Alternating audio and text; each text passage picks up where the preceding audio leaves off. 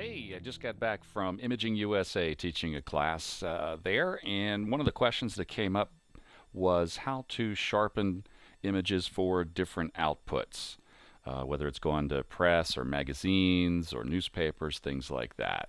So what we're going to do is we're going to use Photoshop's power and actions to sharpen only the luminous information and not the R, G, and B channels. So first off, we're going to go ahead and we're going to work on building an action. So in this case, we're going to put a new set. Now the word new set in Photoshop, as far as the actions palette goes, is basically it's a new folder that we're going to put the images in. And we're going to go to sharpening. We'll call this a sharpening palette. You can call it anything you want so long as you know what it is. Once we say OK, if you go here, you'll see that we have a new folder and it's open for the sharpening palette. So let's begin by building our first action. So to do that, we're going to say new action. And right here you can see that the set that it's going into is the sharpening palette. We could choose to put it into any of the others, but we're going to do that. And now we're going to call this sharpen 20%.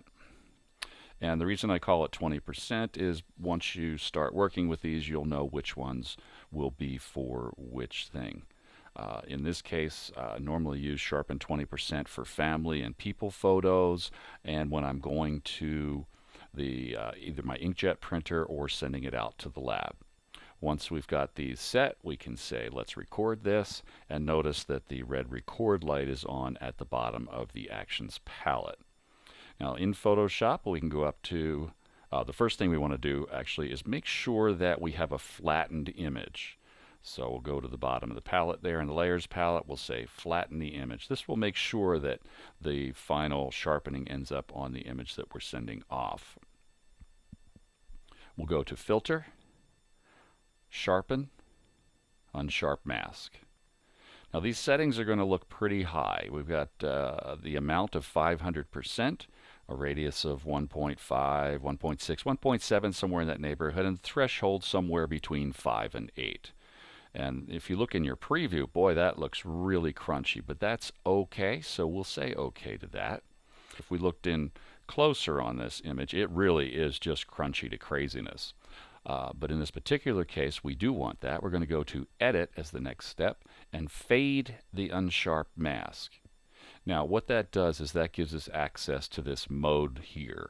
And when we go from normal to luminosity, we are now no longer sharpening the R, G, and B channels. We're only sharpening the luminous information. And then what we can do is, remember we said this one was going to be 20%, so we'll set that opacity box for 20%. Actually, we can type it in there. And look at that, it looks, we're at 300%. We say OK. And now when we look at it at proper size, it's looking pretty good. Now, when I usually do my sharpening, I would normally view it at 50%, and then I know it's going to be what it looks like when it actually prints out. That seems to be a pretty good indicator. Now, once we have that and we've done our fade unsharp mask, make sure you turn off the action. Otherwise, everything that you continue to do is going to be repeated. Now, that would be for if I was doing families and things. Let's go back in history and start this over again to where we have another layer at the size where we want it. And for landscapes, and the only reason I'm doing this is I just want to run through the process of building the action one more time. So what we're going to do is go up to the Actions palette, to the fold down box. We're going to do a new action. We're going to call this sharpening 30%. And it's going into the sharpening palette, so that's good. Now we're recording. Look for our red dot. Filter, sharpen,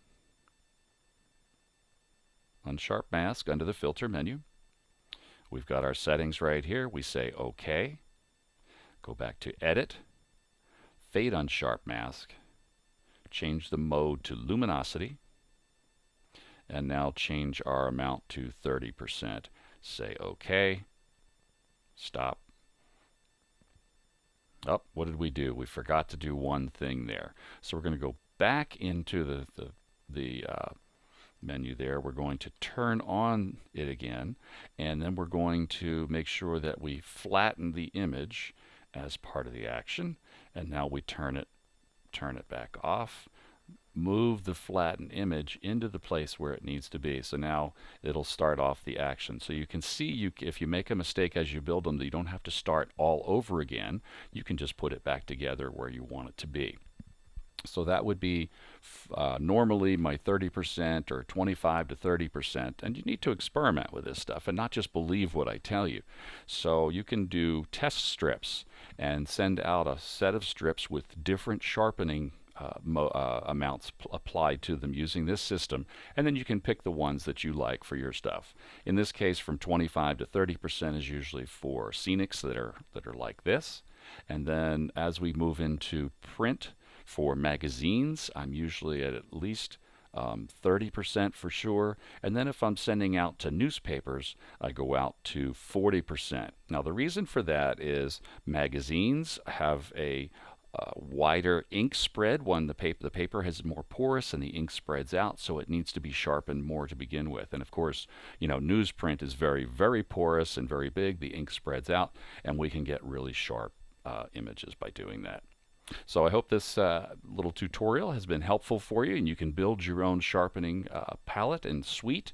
And if you have any questions, always feel free to contact me at bob@bcphotography.com. That's bob@bcphotography.com. Hoping Photoshop works as well for you as it has for me.